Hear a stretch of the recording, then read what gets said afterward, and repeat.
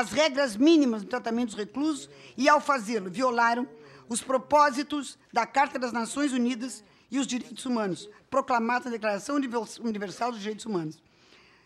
E ainda impediram ou obstaculizaram, obstaculizando a comunicação entre René e sua filha menor, violaram a Declaração e a Convenção Universal dos Direitos da Criança.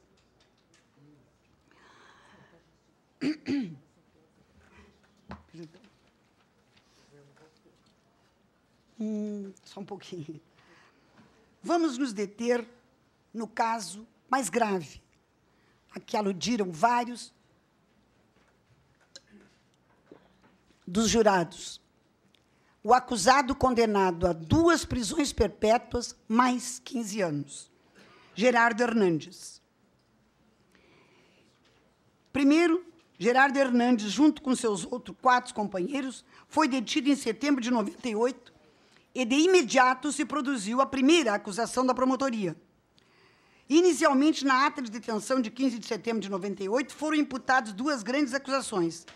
Posteriormente, na antes mencionada primeira acusação, em outubro do mesmo ano, as acusações foram ampliadas para 12, reunidas em 3 grandes grupos. Porém, na segunda acusação, nada mais e nada menos que em maio de 99, setembro de 98 para maio de 99, é estabelecida a acusação de conspiração para cometer assassinato. Quer dizer, quase 9 meses mais tarde, em relação a isso, a promotoria incorre em imprecisões quando trata de explicar essa demora, não obstante ter reconhecido seguindo os cubanos há mais de um ano antes de sua detenção e ter interceptado suas mensagens de código desde os primeiros momentos. Então, vocês vejam que a acusação imputada foi 9 meses depois, embora eles dissessem que vinham há 1 ano acompanhando. É de notar ter sido esta nova acusação, aqui é um caso que se conhece bem, publicada na imprensa de Miami antes que se tornasse oficial no processo judicial. Mas queremos destacar agora, estar claro que essas acusações se apoiam em apenas supostas mensagens cifradas enviadas de Cuba a Gerardo, das quais a promotoria depreende sua implicação nessa conspiração para assassinar, e que nunca prova a existência do animus necandis, quer dizer, o dolo específico, a intenção concreta e singular de matar.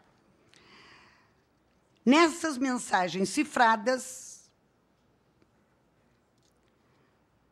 decodificadas pelo FBI, em data ignorada, Gerardo é advertido a alertar para que nenhum dos companheiros que se infiltraram na organização Irmãos ao Resgate voasse a Cuba em missões dessa organização em torno de 24 de fevereiro, porque existia uma forte decisão de impedir novas violações do espaço aéreo cubano e, em consequência, o país se propunha a adotar severas medidas a ditas violações.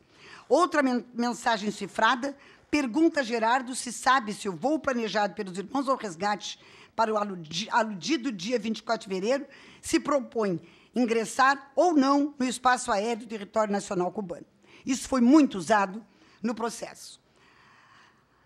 Do ponto de vista estritamente jurídico, diz Bolté, a acusação contra Gerardo cai frente à evidência, como argumentou seu advogado defensor McKenna, a decisão de proceder à derrubada das 2 avionetas paramilitares de Irmãos ao Resgate, já relacionada aqui, ou já publicizada por um dos promotores. A decisão de proceder à derrubada das 2 avionetas paramilitares de Irmãos ao Resgate ter sido absolutamente do governo,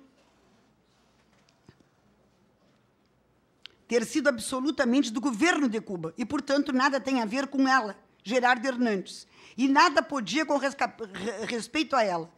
Dita decisão se realiza dentro da universalmente admitida doutrina jurídica da soberania dos chamados atos de Estado.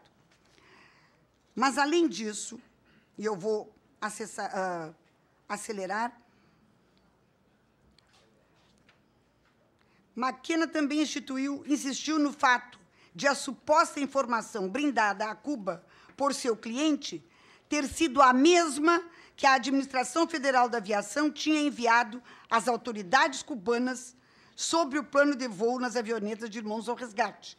E também insistiu na advertência formulada às autoridades norte-americanas de adotar precaução extrema em relação às naves ou aeronaves que se moviam nas proximidades de nosso país nesses dias.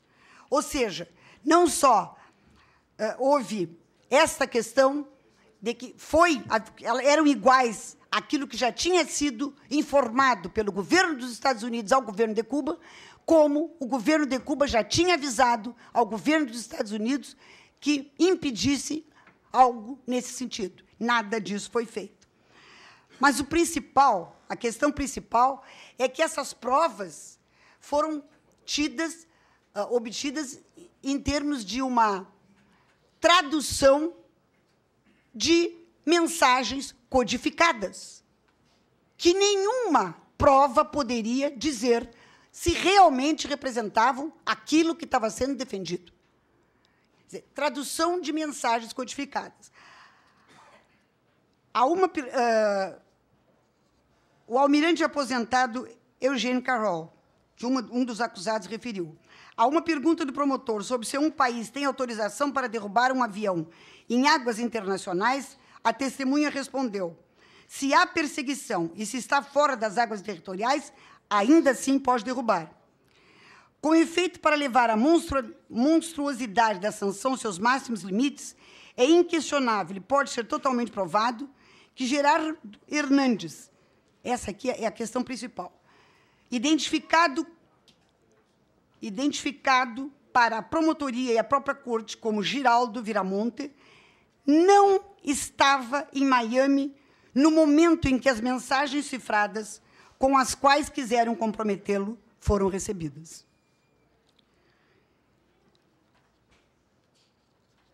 A par de tudo isso, Bolté levanta outras tantas violações ao processo que são risíveis, se não fossem trágicas, violações ao devido processo legal.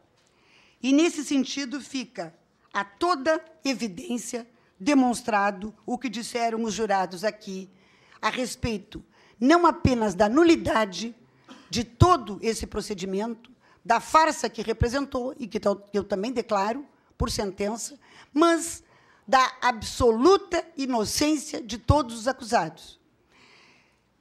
Nesse sentido, a decisão é pela absolvição, pela inocência de Antônio Guerreiro Rodrigues, de Fernando Gonçalves Llort, de Gerardo Hernandes Nordello, de Ramon Labaninho Salazar e de René Gonçalves Schwert,